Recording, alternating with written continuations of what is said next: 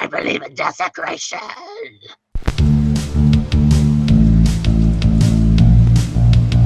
Alright everyone, Curtis from the Pitch Control here, and today I did a video with Josh Armijo. You may know him by this name on YouTube. He's a really good friend of mine and we do watch each other's videos. We've been meaning to do a chat video for so long. So the main reason we are doing this video is that we wanted to talk about fake music versus real music. We were talking about things like Cannibal Corpse. We were talking about things like Justin Bieber, whether or not enhancing your voice was a good thing or a bad thing. We never even spoke to each other before, so it wasn't really like planned or anything. We just messaged each other on Facebook and then just went straight for it on the video. So what you're seeing here is just us chatting basically. I do apologize for the quality. Obviously, like Google Hangouts isn't the best quality in the world and there may be some audio problems or peaks or whatever, but I have edited this video as much as I could for you to make it as good as possible. Everyone go and subscribe to Josh Armijo. He's such a lovely guy. He really deserves all your support. Cheers, Josh. Thank you for doing this, mate. And with the magic of the internet, Josh will now say hello. Say hello, Josh. Well, hello to all of you Pitch Control viewers. My name is Joshua Armijo. I go under the YouTube moniker of Runner JMA. Basically, I am a metal exclusive reviewer. I talk about a lot of metal that is going on in the underground, mainstream, successful. I do a lot of reviews. I showcase a lot of music. I believe in buying physical music, CD, vinyl, tape, just spreading the good word about the underground, celebrating the good, ignoring the bad. I'm also a well-known hat whore. I wear hats in my videos all the time. That's part of my personality. I would rather be me than be something that I'm not. I started making YouTube videos back in December of 2010. When I was watching people like the Needle Drop and Count Blaggerith making videos. Watching them sparked an interest in me in wanting to make videos and talk about metal, because I was still in the transient stages of getting further and further into my music tastes. I just grabbed my phone and I just looked into the camera and just talked about my favorite albums of 2010. From then on there, I started slowly making videos, and then with time, I felt that I got better, progressed from webcam to actual camera, to actually getting in contact with record labels, PR people, and just getting deeper into the music part of the press, so to speak. I'm part of the press, if you will. I haven't looked back since, and I really enjoyed this journey that I've been on. It really does mean everything to me. I love what I do. What was the first album or maybe like the first musical experience that you heard which made you want to take that journey into music? Yeah, very easy question for me. The first album that really got me to become a full-fledged Hessian lifer, if you will, is Cannibal Corpse's Tomb of the Mutilated. Back in my high school days, I was in choir, and we went into rooms. We had a piece of written music to just go ahead and just hum and sing along to. But the guy that I was in the room with took out a copy of Tomb of the Mutilated. He put that on instead of whatever we were supposed to be listening to. As soon as I heard the opening riffs of Hammer Smashed Face, and as soon as I read the booklet, I was just mesmerized, dude. I was mesmerized by how over the top the lyrics were. I was mesmerized by how guttural Chris Barnes' vocals were, Alex Webster's bass, the guitar playing, just the overall intensity, just the discomfort. I was at a loss for words. I had never really heard anything like that before. I was aware of death metal, but I never really dived too deep into it. It is because of that album, and it is because of a band like that I began to slowly but surely form my love for metal and for extreme music. It holds so much sentimental value to me. You have your albums that mean everything in the world to you.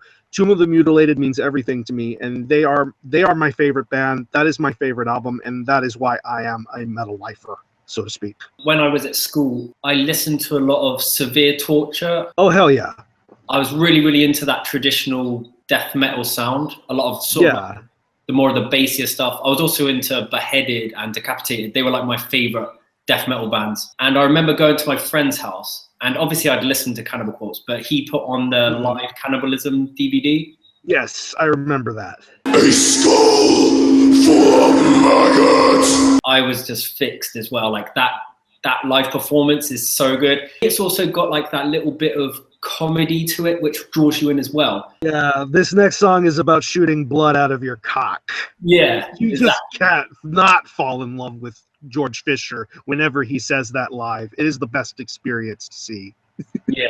Unfortunately, I've never got to see them live, and I've got quite a lot of their records, but I've never actually got to see them live. And yeah, it's definitely something I want to do. Yeah, man, Cannibal Corpse live is an experience. There's a reason they're probably the biggest, most successful death metal band going today. They still bring it live. George Fisher is a very entertaining vocalist to watch live. Him doing that head spinning thing with his hair. To think he's still doing it now is just mind-blowing. It's crazy. It is very mind-blowing. He still has that voice. He still can do those really deep lows and do those really high shrieking screams. Like every time you hear the opening scream of Devoured by Vermin, when you hear him do that live, it just blows your mind that he can still do that. The whole reason we wanted to get together to do a video for you guys watching is DIY or real music versus fake music. So the whole idea for this video is going to be based around that. And we're going to be talking about a couple of bands that we consider to be real and a couple of artists or bands we consider to be fake. Fake music for me is something like someone that will go into a recording studio and they will record something like vocals. It would first be written for them. They wouldn't play any music and they wouldn't come up with any lyrics. They were basically just a vessel, a good-looking person or some sort of theme that fits into that genre of music at that particular time to make money.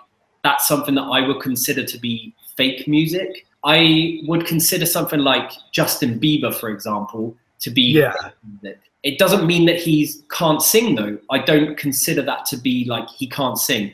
But I definitely know 100% that his voice would have been enhanced.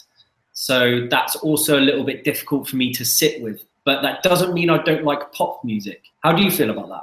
Well, for an artist like Justin Bieber, he pretty much has had the fortunate gift of being able to work with these high talent producers, high talent engineers and mixers to help hone in his natural voice, because I'm pretty sure without all of the glitz and glamour of the production, Justin Bieber's actual vocal performance would be a lot more stripped back and a lot more natural.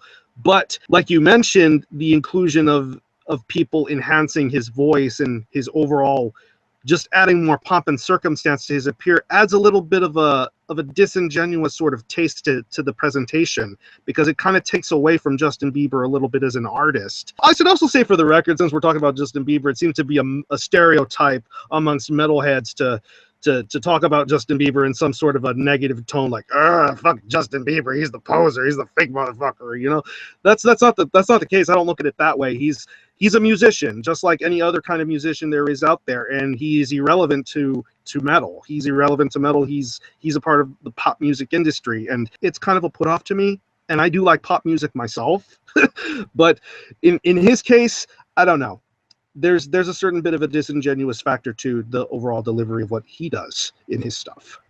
Yeah, that's a good way of putting it. I do consider honesty to be very, very important for me when I'm listening to a band. If I find out some stuff about the band, like, for example, the new e.t.c record, which I picked up yesterday. Okay. I've been listening to e.t.c quite a lot since he decided to go, well, not by himself, but decided to leave. Yeah, form a new project under his name. Yeah, I was reading a lot of stuff on Immortal, which is still going, by the way. Yeah, it's going to continue on without e.t.c. Yeah, and for anyone that doesn't know, Immortal, a black metal band, for anyone that doesn't know them, sort of like a really traditional Norwegian thing going. And Pure Holocaust. I love that record so much, and that's a record I don't own. So if anyone wants to send me Pure Holocaust for free, send him Pure Holocaust.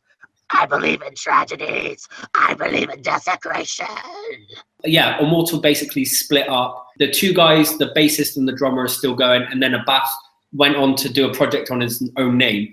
And when reading up on about it, I realized that also he didn't do any of the lyrics for the new album. I know he obviously would have written some of the guitar riffs and stuff, but I'm still not sure about it. When I find out about stuff like that, that could also be considered to be sitting on the same side. But then again, I feel like there is obviously a lot of that going on within the real side of music. But then again, you can talk about Ozzy Osbourne. He didn't write any of his lyrics.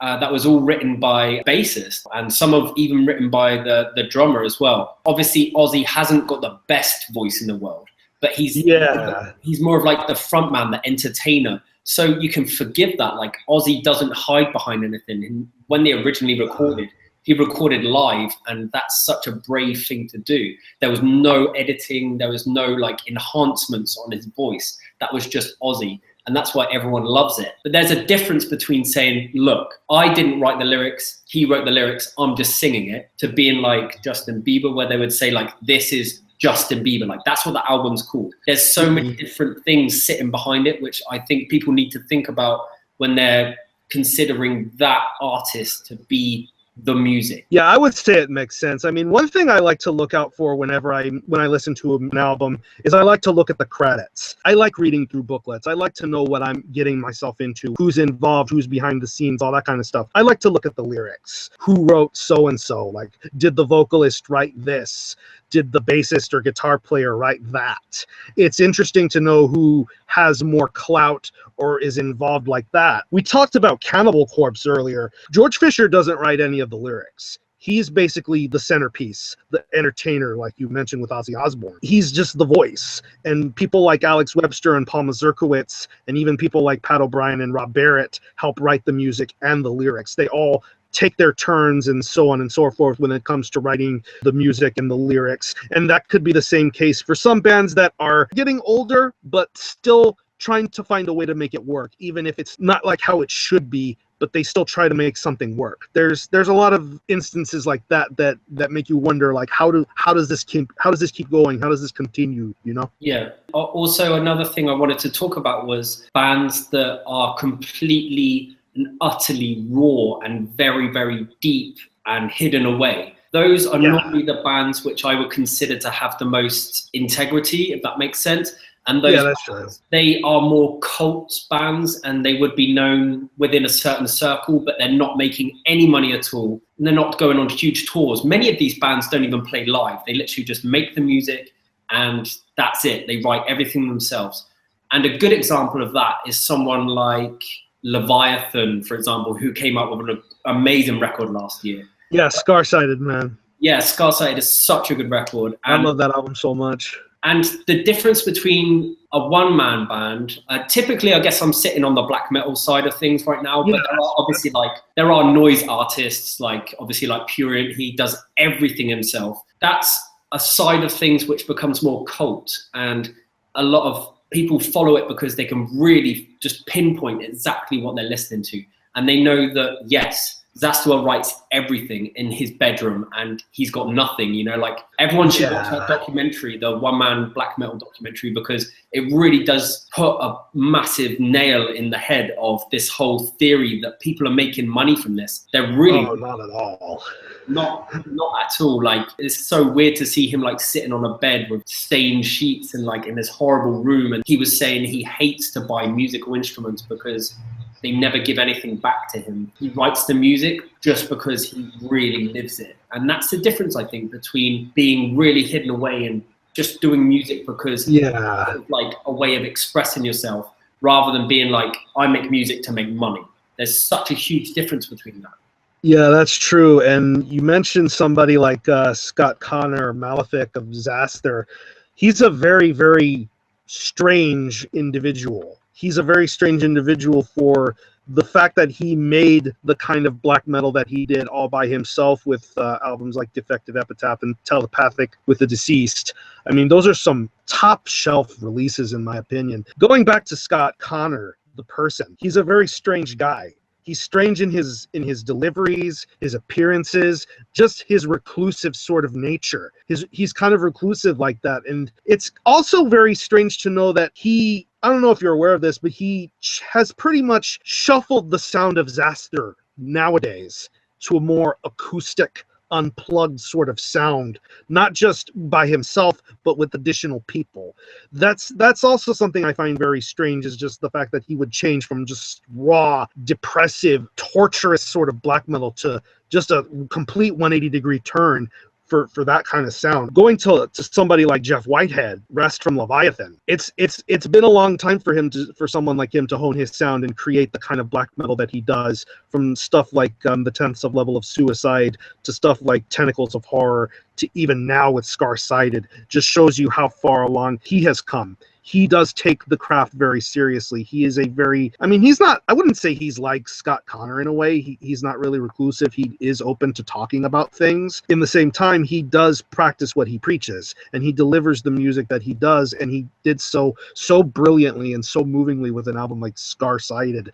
It just tugged at your heartstrings, and it just makes you appreciate the heaviness that much more. I mean, one-man black metal artists have a method to their madness. Sometimes it can work, sometimes it doesn't work. Since you mentioned the one-man metal documentary, Streborg, I don't know. I don't know about Streborg, but I always am of the fond belief that black metal is Satan and should just be that. Straight out evil, no give a fuck attitude about black metal. Black metal is Satan. But for me, once you start getting in more and more and more into it, you get into these sort of doors, and they open up for you, and you find many different bands, and you're very unsure of what was a true side of it and what's just trying to cling some of that fame onto them. So for me, it's like Throbbing Gristle were obviously the first people, so you have no problem trusting it.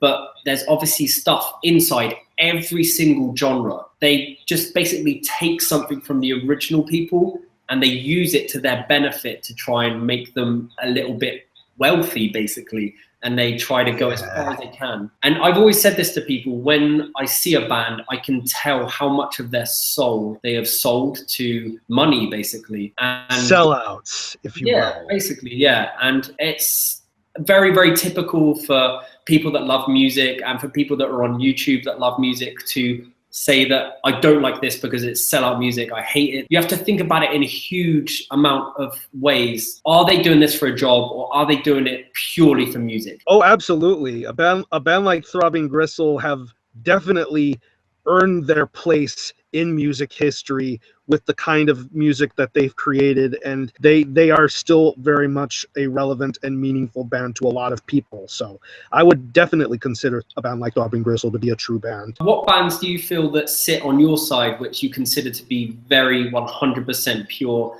and true and just do music for music? Okay, this might throw some people off, but this band that I'm going to mention is a band that seems to always get shit from people, regardless of whether people like them or not, and I'm talking about Watain. They are a very popular Swedish black metal band. They get a ton of shit for what they do, for how they present themselves on stage, how they act on stage, how they are on and off stage. I mean, there's live videos of Eric grabbing the microphone stand and beating the shit out of people with it, because Eric is not the kind of guy to put up with any shit from anybody. He has this almost dickish, asshole-ish personality in interviews.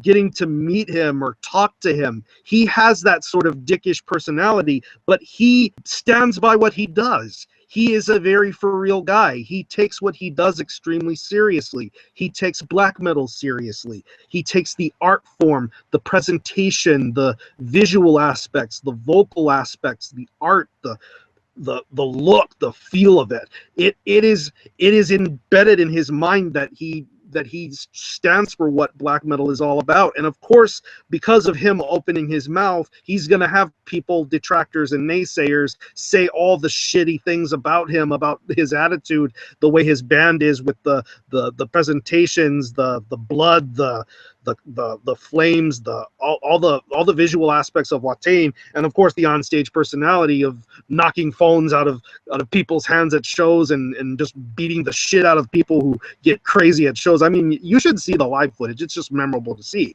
I would consider Watain to be a band that have that sort of not give a fuck sort of essence. They say what they feel and they go about it and do it in the way they want to, regardless of how people feel about it. Eric Danielson does what he wants to do, and he does it his way, and I respect him for that. and I still love that band regardless. Thank you so much for coming on and talking to me. I'm sure we're definitely going to do it in the future. Oh yes. Everyone go and subscribe to him. Like I said, it was one of the first metal YouTube reviewers and showing his records that I found basically on YouTube, and I watch every single one of his videos. I really enjoy them, mate, so please don't stop doing them because I watch all of them. Thank you so much, Curtis. I appreciate all your love and support. It really does mean everything to me, man. Yeah, no problem at all. And yeah, let's keep on doing this. Let's get everyone's opinions. You know, the reason we do these videos is to get people talking basically and get people realizing that music is more than just that. You know, like music is so important to us, and we just want to talk about it and be super geeky. So oh, nerd out all day, man. That's how it's supposed to be done. Is there anything you want to say before you go? I want to say thank you, Curtis, for having me be involved in this. I don't really get to do stuff like this all too much too often. I do have, like I say, I do have my lone wolf mentality, but I do appreciate the company and support of really great friends and great people, especially someone like yourself for letting me be involved in this. You're going to have way more subscribers than you have now. You should be, and you already should be at the elite level, and you're going to get there. Thank you very much. And I'm sure if we keep on working together, that's going to be something that happens. It's not about arguing. It's not about hating on each other. It's more about accepting your differences and talking about it. I really enjoy that. It's the best feeling in the world, man, for real. Thank you to everyone that's been watching this video. Thank you for sticking with us. And if you have any recommendations based for us on the bands that we've been talking about, just comment below and let us know all the stuff that you've been listening to. Go and listen to Watain and Fob and Gristle and all the stuff we've been talking about. You definitely won't be disappointed, and we will see you next time. Cheers.